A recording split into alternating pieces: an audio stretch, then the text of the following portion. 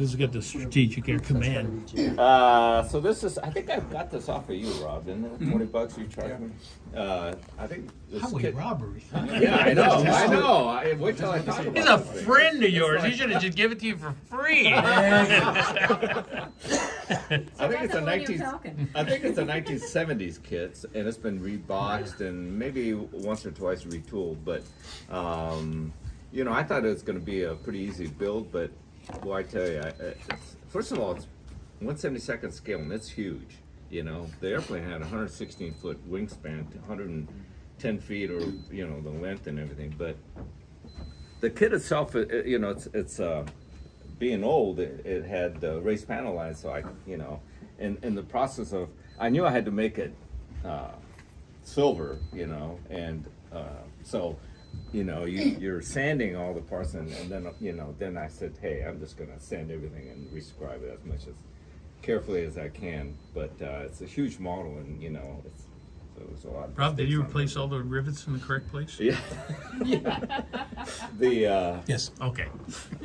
you know, this is straight out of the box. The only thing I did was, like an idiot, I put in some stuff in the cockpit. You know, watching Jimmy Stewart fly his. Yeah. You know, Oh, wow. Strategic Air Command. Where's the 72nd scale figure of Jimmy Stewart outside on the left? Yeah, I threw that one away.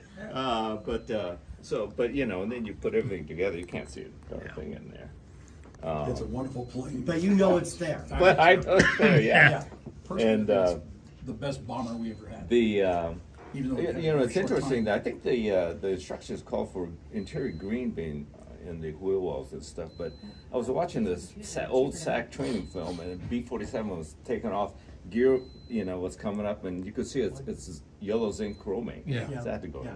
Zinc chromate yellow, yeah. Yeah. Was Wasn't there, it was an there old an actual gunner on the back, or was that? No, actually, the There only is a guy back there. The only crew member is a navigator bombardier whose compartment is in here, and then you got the pilot and the co-pilot, and the co-pilot operated remote. the Oh, okay, yeah, remote guns, yeah, okay. remote 20 millimeter. It would suck to have that job. I He's the know. window. Yeah, bombardier and a navigator. What's he do when he's bombing? Is, you know, it's like where are we going now? I don't know. I He's can't looking see at the out. whole time he's looking at a scope. Yeah, well, yeah, and then this Yeah. thing is one of these things is a periscope. Yeah. Right. Yeah. That actually On the gets- earth. yeah, it's amazing. No, that looks like the Rhine River, I think. But like in the movie, he was the only guy that can get up and stretch around. There's a lot of room in the nose compartment. Whereas the pilots, Yeah. they sat Yeah. in those seats for over 12 hours. Yeah, Right. it's a long. But this one is painted. It's a 305th bomb wing, the yellow, the red stripe on the tail. But you know, SAC was notorious for not allowing any kind of, you know, Personal painting. markings. Yeah, you know, you personalize, you know, stuff on there. But this one was taking part in a SAC bombing competition, and so They drew the yeah, eyeball. they had the eyeball and the shark mouth on there. You're trying to get the flag, aren't you? He's trying.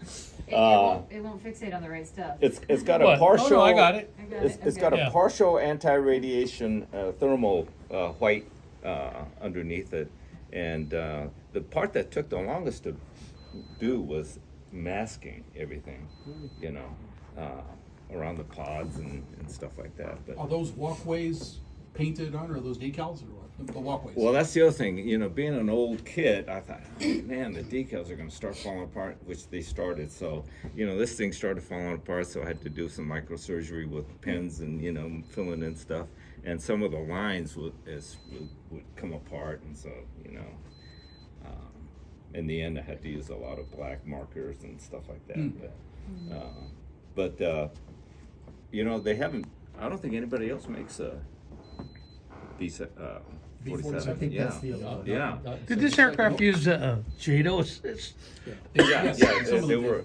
You know, the interesting thing about this was the wing is so, the area of the wing is so small. It's just like a U2. Yeah. You know, when the U2 is cruising at high altitude, you know, their cruising speed and their stall speed is within, you know, I mean, a small margin Right. of error. And this had the same problem about, you know, above 35,000 feet or so. So it's a pretty, you know, advanced airplane. First flew in 1949, the prototype, and the last one flew in '86 when they took the one that was at the China Lake Test Center and the crew flew it to Castle Air Force Base, where the last one back, that was in 1986. Did you read the article on what they did to that airplane to get it airworthy again and to get it there? Well, you know, I read it, and it talked about they didn't really do a full restoration. Right. Making need sure. to. They didn't need to. The components, all of the electrical, you'll find that most Boeing bombers always had, most of their components were electric. They didn't use hydraulics a lot. And those motors ran as good 50 years later as they did the day they were put in. The thing I read said they got the airplane airworthy within 72 hours. Well, Wow. but on the way there, it was a 43-minute flight or something Yeah. to Castle. And on the way there, they had partial aileron, loss of aileron control.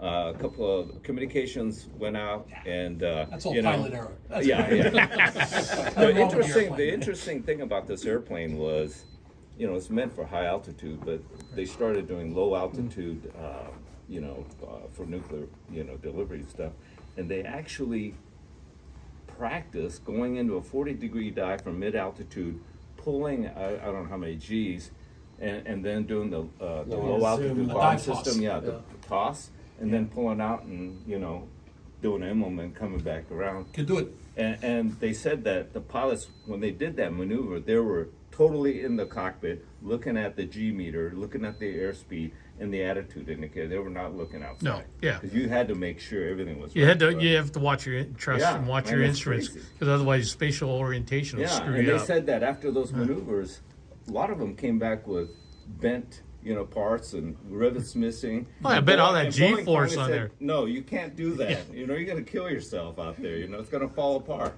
So Because they stopped didn't use doing that. 105 pilots. 105 pilots can do anything in burn. And this thing had a real interesting approach. It had a parachute pack that they could deploy, because the J-47 engines would, if you had to land, you're bringing in low power, but if you had to go around, you had to cob that Full- power, yeah. and it would take forever for that engine to spool To run up? So Wow. if you knew you were going to have the possibility of going around, what they did was deploy the approach chute, not a drag chute, and then that way they could keep the power setting high, and land. What did you paint it with? What did you? Oh, so that's the important part, because you motivated me. You said you did the Ratocan thing, and I thought, I am not going to airbrush this thing, So I got the Tamiya AS-12 silver, and Okay. Yeah, it Yeah, does. it came out awesome. yeah, it's a beautiful airplane. I think it would make a good candidate if you wanted to get aluminum foil, and because it's got rounded fuselage, it would be a lot easier to do than most models. 2,200 yen. Do they still make bare metal foil? 2,200 yen. I think they do. Yeah, Depending on what time frame, Yeah. that could be as expensive as $22. Yeah, in those days, I bet you it was cheap. 2,200 was- yen. More than 1 or 2 years ago, right? That's it. Thank you, Jim. Nice job. And it's got to be Wes's fire truck. What? Jim? Oh, I'm almost. The whites Positive. underneath, the anti-radiation. Yeah, white. thermal. Yeah, what paint is that? It's a semi-gloss white Tamiya. To me, Yeah.